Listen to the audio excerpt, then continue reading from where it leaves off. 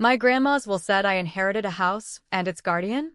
I mean, seriously, a house? And a guardian? I was expecting some old photo albums, maybe a slightly hideous porcelain cat. The lawyer cleared his throat, looking like he'd swallowed a frog.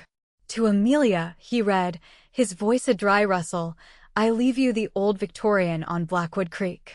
And its guardian. My brain did a complete reboot. Guardian? What kind of guardian?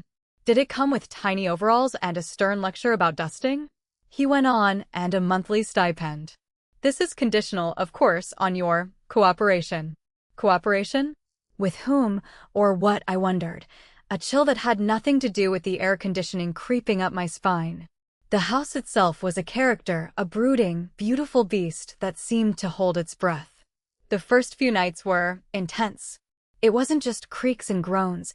It was like the house was sighing, whispering secrets I couldn't quite grasp.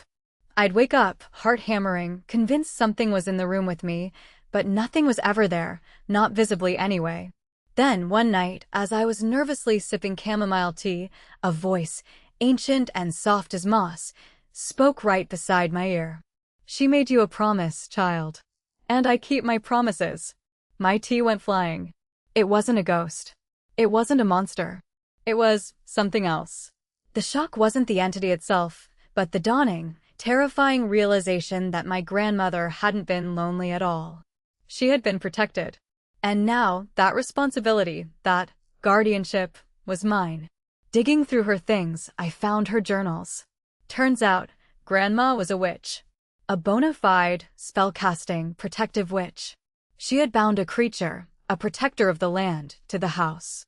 The stipend wasn't a reward, it was payment for the sacrifices she made, the sleepless nights, the constant vigilance. The real test came during the lunar eclipse. The whispers weren't just whispers anymore. They were a deafening roar. The house shook violently, like it was about to shatter. And then, a figure coalesced from the deepest shadows. It was terrifying, yes, but it wasn't attacking. It was pleading. In that moment, I understood. My grandmother hadn't just left me a house, she'd left me a purpose. She had been preparing me subtly for this. I followed the instructions in her journal, a ritual of protection, channeling all my fear, all my love for her, into a powerful shield. The house stilled. The whispers vanished.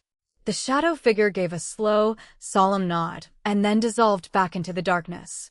I stood there, breathing, truly breathing, for the first time in weeks. I was alone, the guardian gone, but I wasn't afraid anymore. I had embraced my inheritance, the legacy of shadows, and in doing so, I had found my own formidable strength.